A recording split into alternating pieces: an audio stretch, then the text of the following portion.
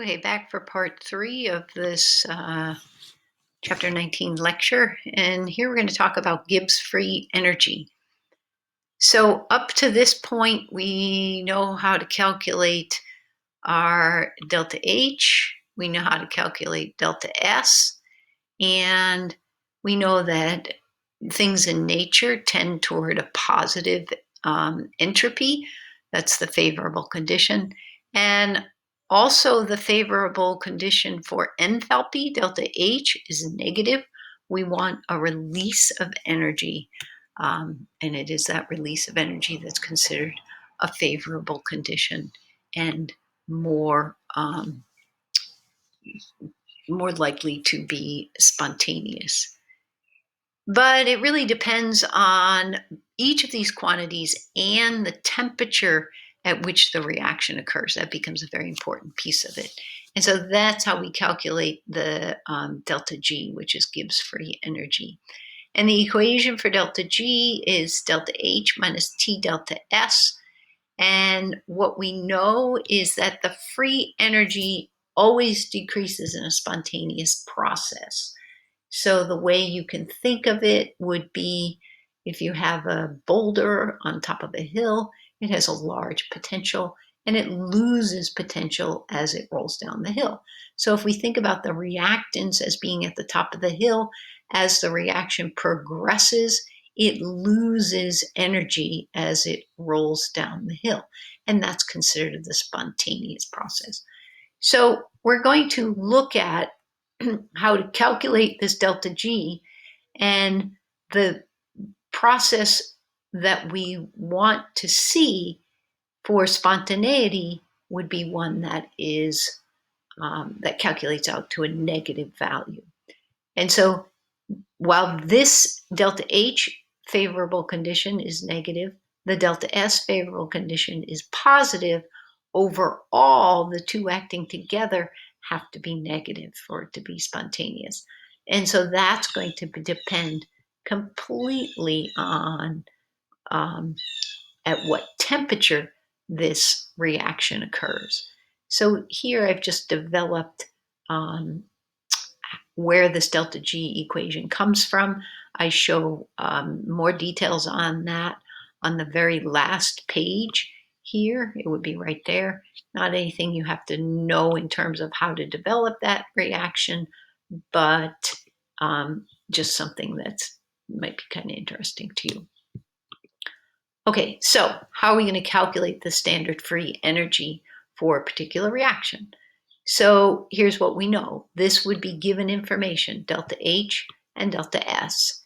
And so plugging into this equation here, I would have 180.7 kilojoules. I would subtract, again, Kelvin temperature. It's given at 25 degrees Celsius. Be careful, I need to convert joules to kilojoules here because you have to have like units when you subtract. So then I get an answer. It's a positive value for the delta G. Therefore, I can finally confirm that it is a non-spontaneous process. So delta G can be calculated from table values, just like delta H and delta S. I would just go to that same table, which is in Appendix C in the back of your book, and I would take the sum of the G's of formation of the products minus the sum of the G's of formation of the reactants. And in each case, I would multiply by N, the number of moles.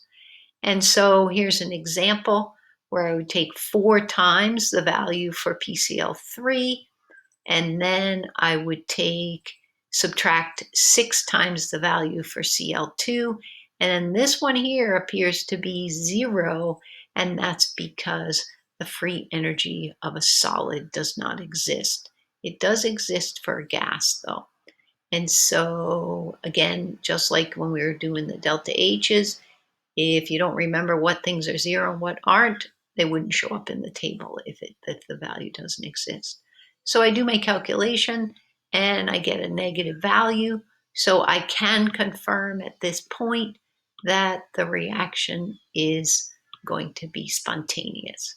If I were to reverse the reaction, just like one of the rules for delta H, If you reverse the reaction, the delta G also reverses, it changes sign. Okay, so here there's a table that gives you all of the possible signs for delta H and delta S, and what that sign for delta S does depending upon the temperature. And so what we see here are the conditions when it's always spontaneous, all right, at all temperatures. Delta G, if it's positive, it's non-spontaneous at all temperatures. Under these conditions, if delta H is positive and delta S is negative. So this is just a nice set of conditions to kind of check to make sure that your calculations make sense with the temperature that you have. So for example, if delta H is negative and delta S is negative, at a very low temperature, it would be spontaneous, but at a high temperature, it would be non-spontaneous. And then just the opposite here for these two conditions. And this here will apply this idea to this scenario here, where I'm given this reaction between nitrogen and hydrogen. I have the value for the delta H of the reaction. I have the value for the delta S. Again, you want to be careful and convert it over to kilojoules. That's supposed to be a kilojoule. And then the other thing that you want to be careful of is make sure you're converting your temperature to Kelvin by adding 273. So in this example here, I'm going to ask you to solve it yourself and see what happens. You should find that in one scenario, delta G calculates out to a positive value, and in the other scenario, delta G calculates out to a negative value. And since this here is your high temperature, this is your low temperature, you're going to want to look up here and say, okay, the given delta H is negative, the given delta S is negative, what will my delta G calculate out to be? At a low temperature, it should come out to negative. So your value here on this side should be negative because it's at a low temperature. But at a much higher temperature, it should calculate out to a positive value because